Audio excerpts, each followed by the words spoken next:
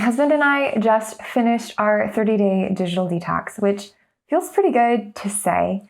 And I hope that you can't hear my neighbor mowing their lawn. I feel like every time I hit record recently, someone's been doing some sort of yard work. So I apologize if that's annoying.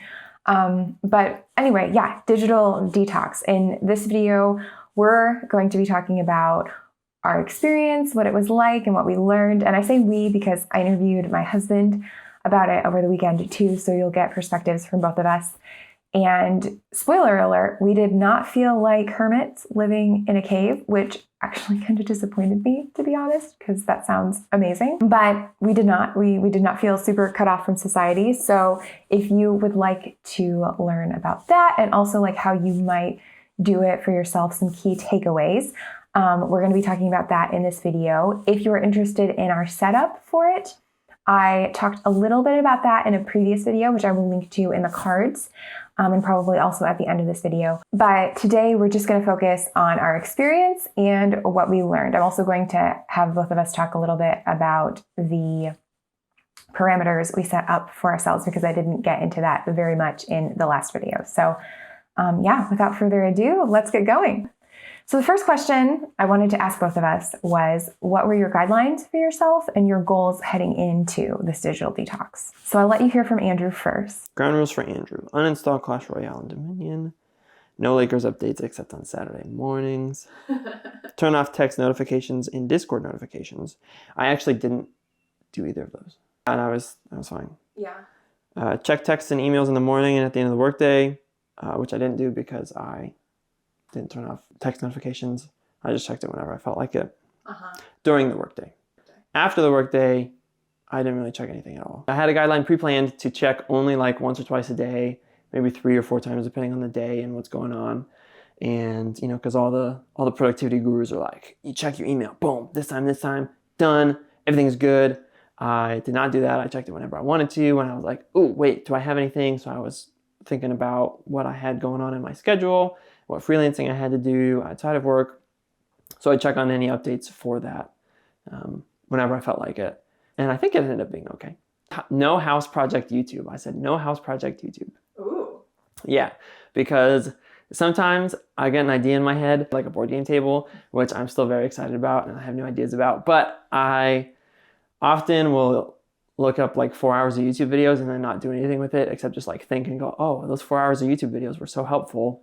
And we decided ahead of time, can't do that. Because we could do actually productive YouTube things, but Julianne had kind of helped me, encouraged me that House Project YouTube was not actually a productive thing for our everyday lives, unlike, you know, watching it for a work project or something like that. And then I also had no video games and no Steam, which is a video game platform. The no video games was the hardest in general, because that also meant no phone video games, no PC video games, and no console video games. And the phone one was the hardest because phones are really convenient and right here. And so the impulse to check my phone throughout the day, like whenever I was bored or not doing something else, was like really strong. But I'd already uninstalled my video game apps on there, so I was like, we're okay. So then anything else that I would want to do on there was, and since I said we said no YouTube basically, was boring. So like I was like, oh whatever, I don't need to do anything on my phone right now. We had shared ground rules. Spotify music, because Spotify and YouTube, we were like, ooh, those feel kind of adjacent. But we said music, A-okay. But we said no podcasts on Spotify. That's where we said Spotify music instead of Spotify podcasts. Because podcasts were more like, ooh, binge, consume, kind of get back into the impulses. But the music, I was just like, hey, if we're going to be doing stuff, that's totally fine. We did make a rule that we couldn't skip a bunch. So in general, we didn't skip. If there's a song that was like inappropriate or something, then we could skip that. Or we were like, well, this is not the vibe at all. We could like change the radio station that Spotify was playing or have a different artist, but we didn't skip. And then we said no podcasts, and we said audiobooks only if we weren't doing anything else, which we did kind of cave on a little bit. Mostly, I definitely broke that. Yeah, mostly. Well, actually, it was both of us. Julian started it by crocheting because she had a crochet project she was working on, and she's like, I'm never going to work on this because books are more interesting than, you know, like reading a book is just so cozy. But listening to an audiobook, I can do this. So I was like, okay, fine, we can listen to an audiobook and you can knit or crochet. And then later I was like, oh, I can do a puzzle book while I'm listening to an audiobook. So I did that. And then I listened to it while I was cleaning, and it went way downhill. Oh, you did? Yeah. Oh, man. Yeah. I don't know that I ever did. I think there was a time I was like, oh, I want to listen to something while I'm listening to an audiobook while I'm cooking to be all productive and save time and stuff. And I was like, no, that's what I decided I couldn't do. So then I just listened to some music. That's really good for you. Thanks. You stuck to the ground rule better than me. Yeah. So those were my ground rules. Uh-huh. I'm going to talk about my own. So. Okay, great. So I don't need to talk about those. Yeah. But if she cheated on them, here they are. So my goal for the digital detox was, one, to make Julianne happy. Because I knew that she was really excited about it and the implications of it. And I know that Julianne had been feeling a little bit more addicted to her phone than she would have liked. And so it's a lot easier to break that kind of little impulses that you have throughout the day with somebody else, knowing that somebody else is going through it with you and is going to say, hey, what are you doing? You're not supposed to be doing that, because I'm not doing it either. If it was just like, hey, you're not supposed to be doing that, you'd be like, get off my back. I can do what I want. You're not doing this. But I was doing it too. And so she couldn't say that. So she was like, okay, I need a buddy on this. So that's what I got to do. And then pretty much tied with that was making sure that I'm actually spending my time doing the things that I want to, because I enjoy them, not because I have some sort of impulse that I didn't realize I had or had grown numb to, which was the case a little bit with some of the games I had on my phone. So I uninstalled the games that took most of the time on my phone, like when I was that drew in the impulses the most. And so I uninstalled those. And then for the first 3 or 4 days, I guess this isn't exactly the goal, but for the first, it was a good goal, because for the first 3 or 4 days I was like, oh, I gotta go do that thing that's not on my phone anymore. Okay. Which was really nice, because then I got to just kind of sit there and think. There's another book, White Space, that I think you've mentioned on the channel. A great book, love it. And she's just like, you need time to just think. And so I'm not very good at that. And so I think the main reason I wanted to do it was to put white space into my day, to have some space where I could just think, not really have anything else going on that was cluttering my time. I like to multitask and have an audiobook and cook and off and on watch a YouTube video. I don't know, that's a little much. I don't actually do that, but I've done 3 things simultaneously before. I think it's usually listen to a book, play video games, and have something cooking that I have to go check every 5 minutes. And I didn't want to be doing that. I wanted to just have some white space going into the digital detox, which I think worked. So for me, honestly, I had a lot of goals with the digital detox. I was like, hopefully it fixes my entire life. I am way too attached to my phone and or to just short form and video media during the day. I am pretty easily distracted by YouTube Shorts, Instagram Reels, TikTok, those sorts of things. And I actually talked about in the last video where I had to delete Instagram and TikTok off of my phone because they were so distracting. YouTube's a little bit harder because I post on YouTube, and so I need to be able to, look at comments from my phone and things like that. And so my hope with this detox was that I'd be able to get a little bit more control over that habit, and that I would find healthy ways of filling my boredom or my frustration or, all of those things that I use watching video and going on social media to fill, that I would find other ways to deal with that and work through that. So that was one of my main goals for this detox. I also just sort of wanted to know what it would be like to live like this, because it's been a while, right? I'm tempted to launch right into what I learned, but first I wanted to talk about my guidelines for myself. Before we did our digital detox, we had a few shows and movies that we wanted to watch. So we went ahead and watched those in the week leading up to it. I wouldn't say we were binging TV, but we were definitely being very conscious about what we were watching, because we knew okay, it's going to be over a month before we can watch any YouTube or TV for a while. I was really adamant about thinking through activities to fill our time in the evenings, because a lot of times we're tired at the end of the day and we just want to veg out. And so then we just end up sitting in front of the TV for hours. And that was also not allowed on the digital detox per Cal Newport. And so we were like, okay, what are we going to do? So we came up with some lists. My husband wasn't actually too worried about it. He was just like, oh, well, play board games or whatever. And that is what we ended up doing. But I was like, we need to have a list. So we had a list of things like disc golfing, training our dog,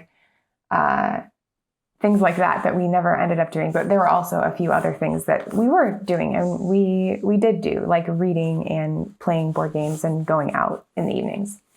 Yeah, but the main goal was to come out of this month and not be attached to any devices or screens. So not my phone, not the TV, not my computer. So my ground rules for myself for this digital detox were, first of all, YouTube wasn't totally banned because I do sometimes need to watch things for research or content creation on YouTube. And so if it was for this channel and like making progress on this channel, it was okay. But if it was for purely entertainment purposes, that was not okay. And I was trying not to do that. I did fail at this a couple of times, mostly because that was a little bit hard to remember once I was on the YouTube platform.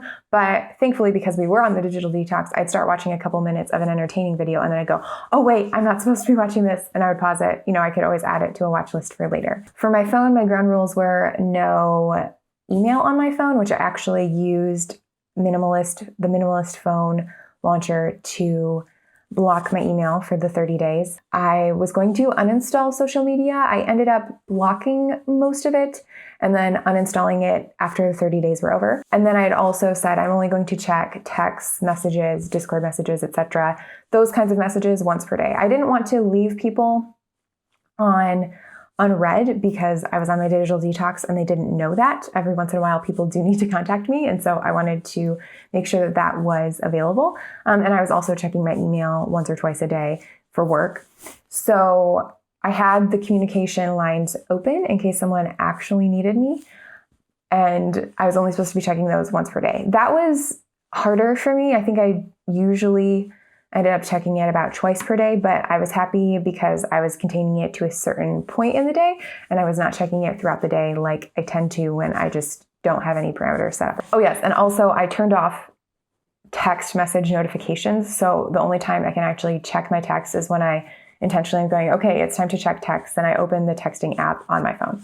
So that was actually pretty helpful. And then my final rule for myself, which was sort of related to the digital detox and also just sort of related to my goal of buying less, was that the only browsing I wanted to do on Amazon during this time was for reordering things. So like, if we run out of vitamins and I need to order those, that's fine. But if it's like, oh, I really want to get something, but I don't know, or maybe I just want to window shop and see what the sales are, that was not allowed. Okay, the second question was, what was the experience like for you? And I'm going to let Andrew answer this one first. The actual experience of the digital detox for me was, I don't know if it was quite what I expected, but I think it was pretty close.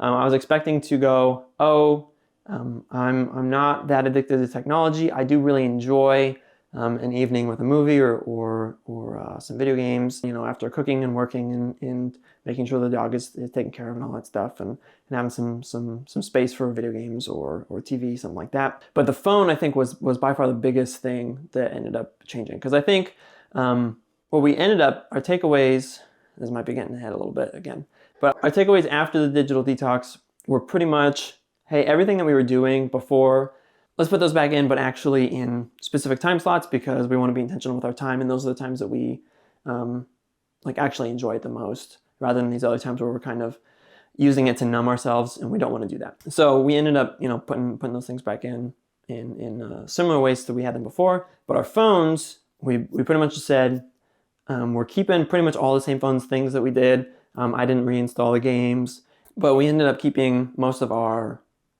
phone rules pretty much the same. The phone was the biggest thing, right? Like I was not expecting 2 days in to go, I really just want to do something on my phone. There's nothing interesting on my phone to do right now. Or there's nothing that I'm really allowed to do that's interesting on my phone right now. Because I took away the biggest temptation so that I wouldn't cave in. So phone impulse was the biggest thing. TV, video game, computer impulses were not very big. And so just taking those out was just kind of like, oh, I missed those, but it's fine. But the phone, I was like, oh, this is crazy. So I tried to a few days, even though there wasn't really anything I was doing on my phone, to leave it in a different room intentionally for hours at a time throughout the day, different times in the day, just to make sure I wasn't really touching it or interacting with it at all. It was really helpful to have fewer options when deciding what fun thing to do in the evening, because it was pretty much just play a game or read or talk, right? And that was kind of nice. Like, it's a lot easier to pick from those three things than those, or watch a movie, or watch YouTube, or play video games, or something else. It was the right amount of choices, right? 3 is a good amount. You get a lot more than that, and it starts getting paralyzing. But 3, you're like, okay, I have choices, and they're good. And so we just had a really good time doing lots of activities together as a result. I feel like I would agree with most of what he said, although I am more attached to my phone, and so the experience was different for me. I found myself having to actually find other ways to fill my time that weren't browsing on my phone, and I felt like it actually made me more focused on the things that I actually wanted to be doing, which was super helpful for things like work and also like for reading. Although I feel like I didn't read as much as I expected to heading into the digital detox, the time that I was reading, I was better able to focus because my brain wasn't just looking for that quick dopamine hit and then moving on. My brain was actually able, especially toward the middle and end of the digital detox, to really unwind and read books, which is something I talked about in the first video that I made about this digital detox, where I had sort of noticed that was shrinking for me. And I feel like I was able to regain a lot of ground on that. So I was super happy about that. Okay, third question. What did you learn / what do you plan to take into this next season from the digital detox? I think Andrew talked about all of these as well. So if I'm repeating something, I'll just edit myself out. But really the main thing that I took from it was I really like that feeling of not having a million things crowding for my attention, being able to focus on what I'm doing instead of just randomly Googling things or watching random videos in the middle of whatever I'm doing because I'm bored or I'm trying to procrastinate because the thing in front of me is intimidating or overwhelming. Like, I really liked that feeling of being just like clear-headed and alert. I don't know if there's like a better way to describe that, but that's sort of what I felt during the day when I would normally be, searching things or binging things or whatever. Like, I'd take little breaks online and really those are not helping me get my work done super well. And it's actually better if I'm able to avoid those things, maybe get up, walk around for a few minutes, come back. So that was really helpful because I have not been able to successfully do that for a long time. And so knowing what that feels like is very motivating to me to try to do that again now that I am not on the digital detox. And then I would repeat what Andrew said about setting up a schedule where we're a little bit more intentional about how we are consuming the media that we're consuming. I probably could go without consuming a lot of movies and media if I had to, but that's not really our desired life. That's not what we were trying to do this for. We were trying to do this to sort of re-examine our relationship with it. And I think that having some guidelines around when we can watch it is super, super helpful for that.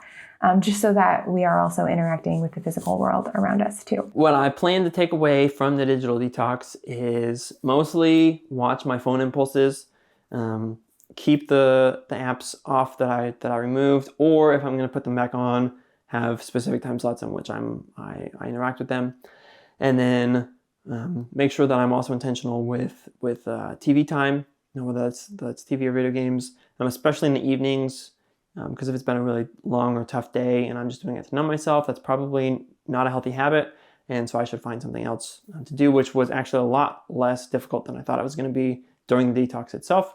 And so I feel actually really empowered by that. So I'm like, oh, if I'm really tired, then I can just read or do puzzles or something else. And so we're trying to keep that kind of mentality like, hey, it's not a coping mechanism, it's something that I get to do. And then finally, what's some advice that you would give to someone trying to do a digital detox themselves? Some tips I would give anybody trying to start their own digital detox is to, if you don't have a buddy and you're the kind of person that needs to go through it with some accountability, definitely get somebody else. If not, to go through it with you, because it is a big ask for a lot of people. I think the average time that people spend on their phones is somewhere around 6 hours a day. So obviously cutting out 6 hours of somebody's day just to keep you accountable is not what most people are going to do. So keep that in mind. So if they don't want to go through it with you, then get somebody who will check in on you and make sure that you're doing it. and be honest when they ask, because just be honest, because if you're not honest, then what's the point in doing it? Right. It's totally fine if you check YouTube for a little bit or whatever are within your rules. If you relapse just a little bit, it's okay. Julianne and I did that a few times, and we talked about it, and it was okay because we knew, hey, like, it was an accident and it did not happen frequently. So it was, that's just how it goes. And that was a pretty cool reminder of just like how fast we can derail when on some of these platforms that we really like to use. Another tip I would have for anybody making a digital detox or going through a digital detox is to like set parameters, make them nice and loose. The point of the digital detox, the point of the parameters are not to box you in, but to free you. And so treat them as such. So if you spend too much time on something, don't say, oh, I'm not going to use that at all. Just say, I'm only going to use that, during this, if you really need to, during this hour a week. Or like with texts, you say, oh, schedule times, rather than no text. You have to call me, and I'll probably be in a meeting, so I won't be able to answer. So then your social life dies. That's not the point. So figure out what your goal is from the digital detox and make your parameters accordingly. I think that the main advice I would give is just go ahead and try it. If you need some extra help setting this up, go ahead and watch the video that I've been referencing, or read Digital Minimalism by Cal Newport. Just the first part is really where he talks about the digital detox and how to set it up. And that was super helpful for us. But you aren't going to know what it feels like and how it works for you until you try it. And then I think just as part of that process, be really intentional, notice what you're feeling, what you're thinking, the changes that you like, the things that you don't like. And then as you're heading back in, have some time where you set goals about like what you're going to take into your regular life.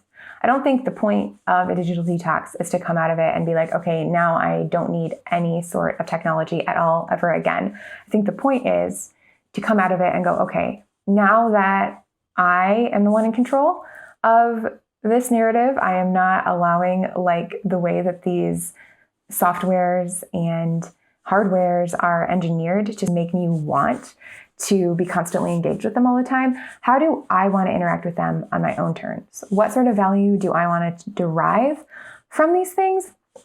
And how can I structure my life and my interactions with them so that I get that and that I don't just go right back to the way that it was before the detox?